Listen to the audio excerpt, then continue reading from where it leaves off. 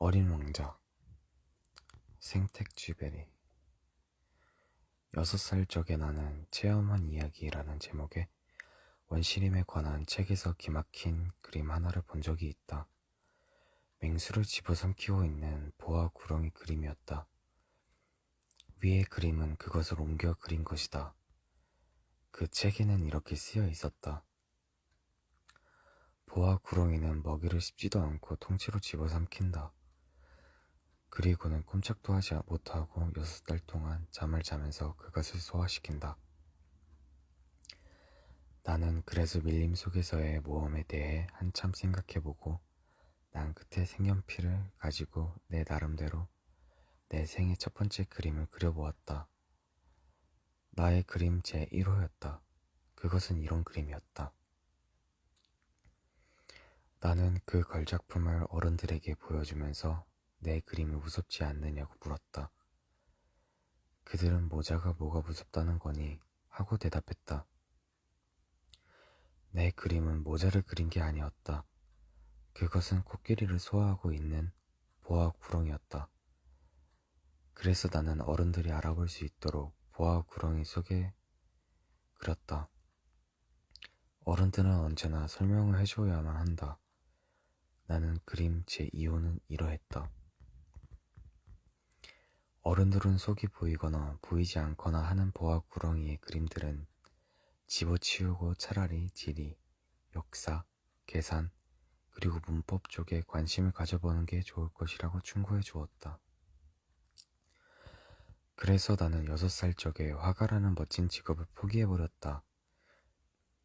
내 그림 제1호와 제2호가 성공을 거두지 못한 낙심해버렸던 것이다.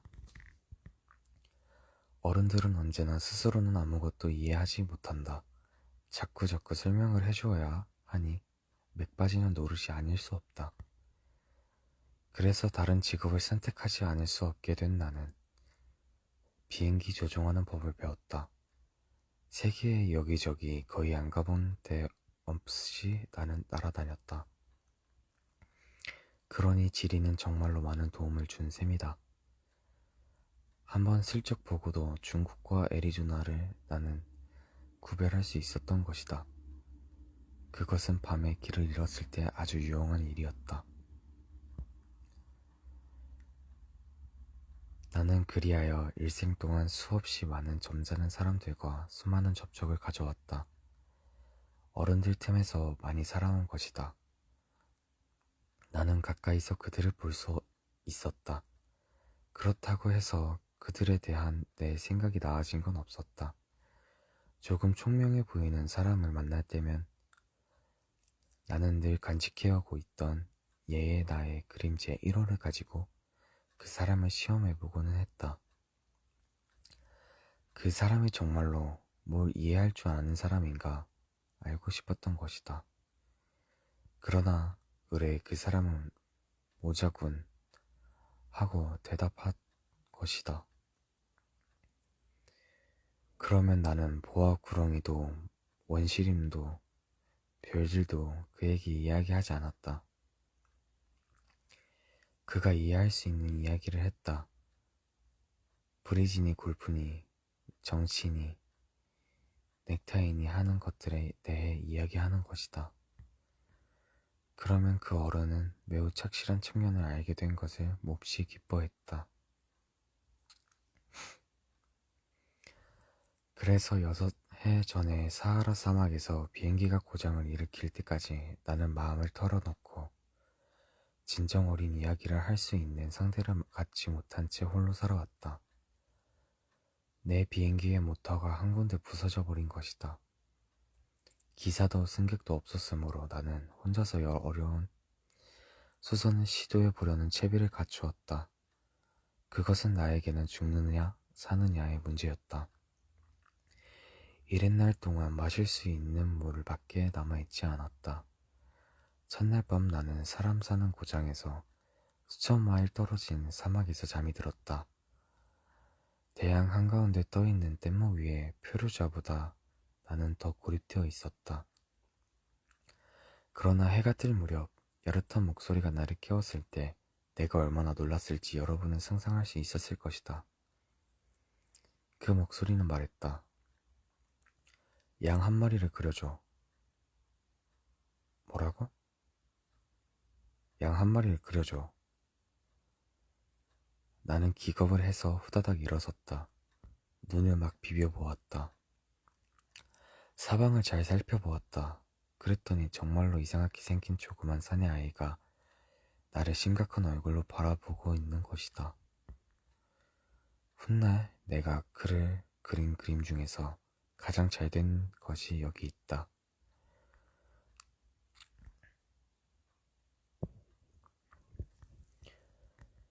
그러나 물론 나의 그림은 모델보다는 훨씬 덜 매력적이다. 그것은 내 잘못이 아니다.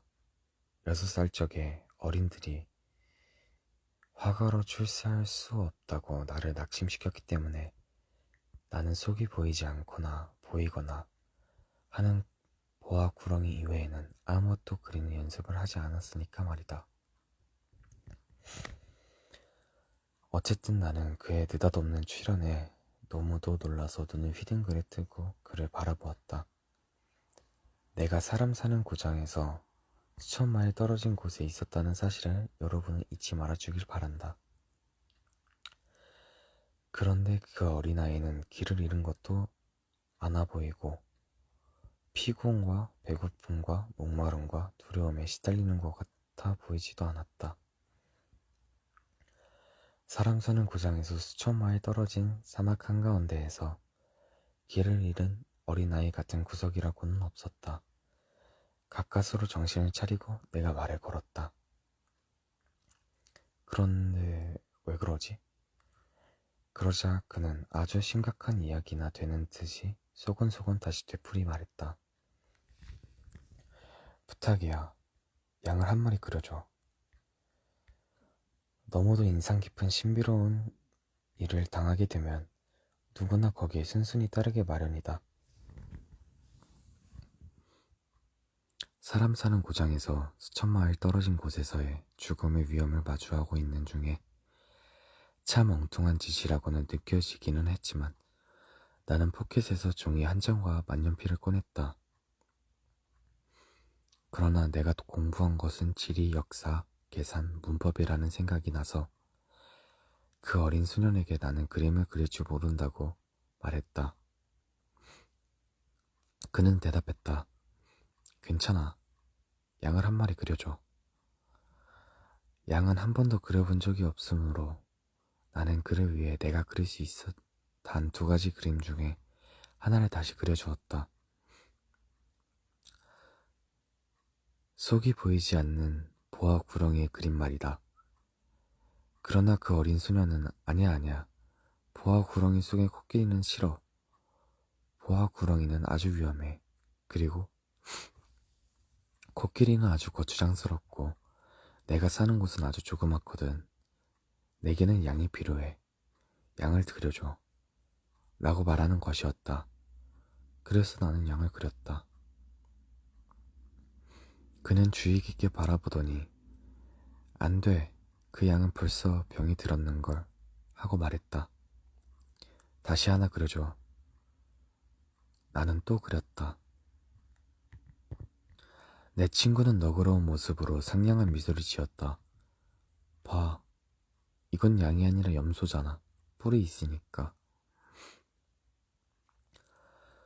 그래서 나는 또 다시 그렸다. 그러나 그것도 앞의 것들과 마찬가지로 거절을 당했다. 그건 너무 늙었어. 난 오래 살 수 있는 양을 갖고 싶어.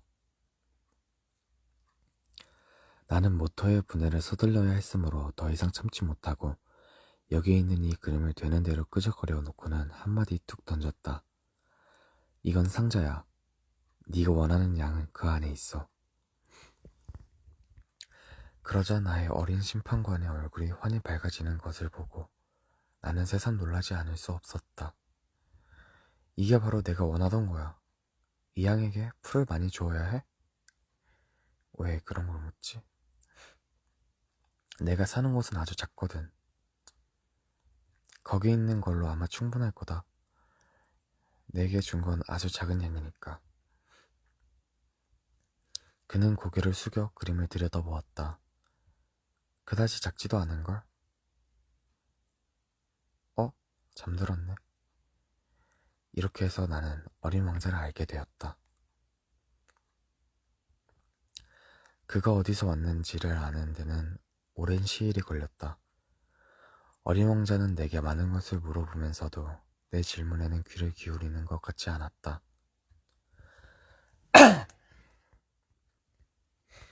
그가 우연히 한 말이 차츰차츰 모든 것을 알게 해주었다. 가령 내 비행기를 처음으로 보았을 때 그는 나에게 이렇게 물었던 것이다. 이 물건은 도대체 뭐야? 그건 물건이 아니야. 그건 날아다니는 거야. 비행기지. 내 비행기야. 내가 날아다닌다는 것을 그에게 가르쳐 주면서 나는 장난스러워졌다. 그랬더니 그는 소리쳤다. 뭐? 아저씨가 하늘에서 떨어졌다고? 그래. 나는 겸손하게 대답했다. 아, 그거 참 재미있다. 그리고는 어린 왕자는 유쾌하게 까르르 웃어댔으므로 나는 기분이 몹시 언짢아졌다. 내 불행을 진지하게 생각해주지 않는 것이 나는 싫기 때문이다. 그럼 아저씨도 하늘에서 왔잖아. 어느 별에서 왔어?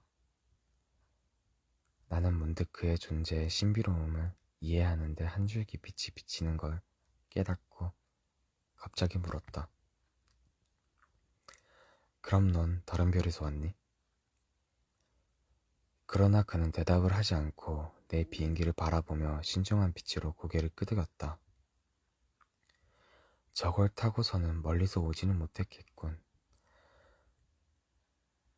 그러고는 한참 동안 깊이 생각에 잠기더니 포켓에서 내가 그려준 양의 그림을 꺼내서는 그 보물을 열심히 들여다보았다. 다른 별들이라는 그가 슬쩍 내비친 비밀에 내가 얼마나 호기심으로 몸이 달았겠는가를 여러분은 짐작하리라. 예, 너는 어디서 왔지? 네 집이란 어디를 두고 말하는 것이니 내 양을 어디로 데려가려는 거니? 그는 말없이 생각에 잠기더니 대답했다. 아저씨가 준 상자가 밤에는 짐이 될 테니까 잘 됐어. 그렇고 말고. 그리고 내가 착하게만 하면 밤에 양을 매놓을 수 있는 고삐를 줄게. 말뚝도 주고. 그 제안은 어린 왕자를 몹시 놀라게 한 듯했다. 매놓다니 참 이상한 생각이네.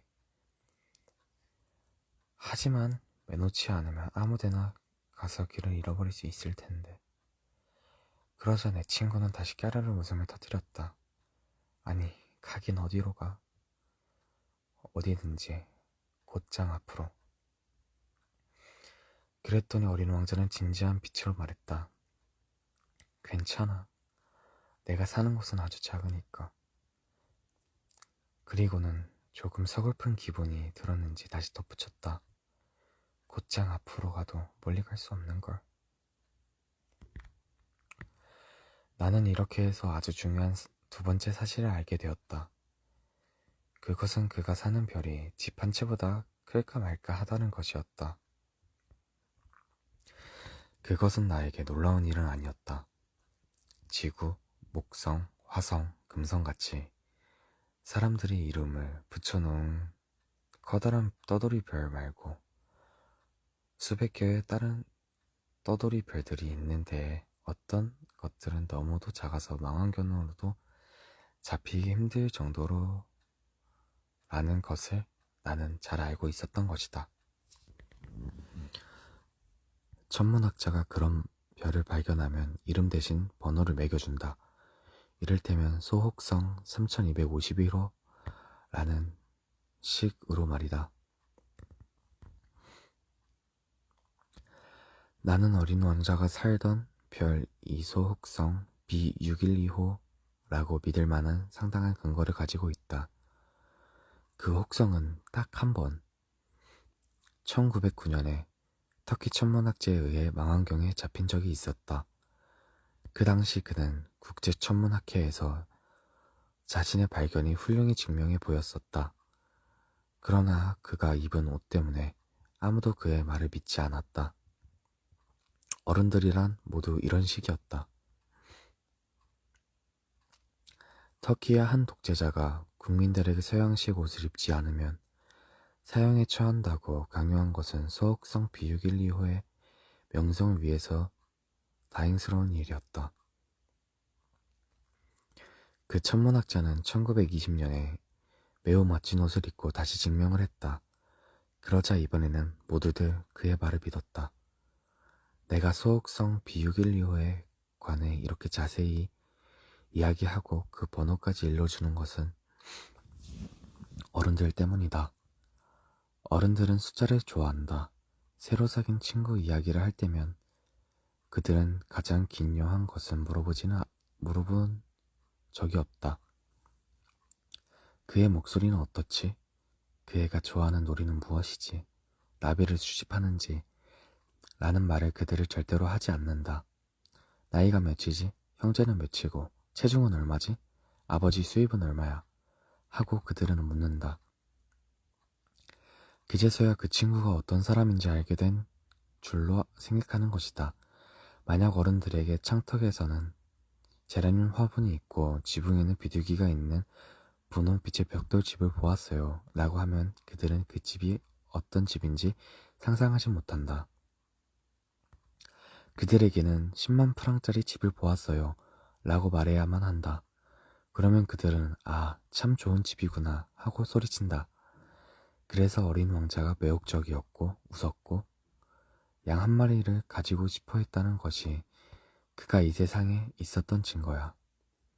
어떤 사람이 양을 갖고 싶어 한다면 그건 그가 이 세상에 있는 증거야 라고 말한다면 그들은 어깨를 으쓱하고는 여러분을 어린아이 취급할 것이다. 그러나 그가 떠나온 별 소흑성 B612호입니다 라고 말하면 수긍을 하고 더 이상 질문을 해야 되며 귀찮게 굴지도 않을 것이다.